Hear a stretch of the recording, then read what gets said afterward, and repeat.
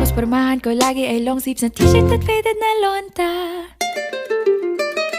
Pero nung makilala kita, nagbagong bigla ang aking timpla. Natutuwa ko na magpariban at mag-ahit ng kilay at least once a month. Hindi ko alam kung anong meron ka na sa akin ay nagpalambot ng bigla. Sinong mag-aakalang lalaki pala ang bibiyag sa tulad kong tigreng gala.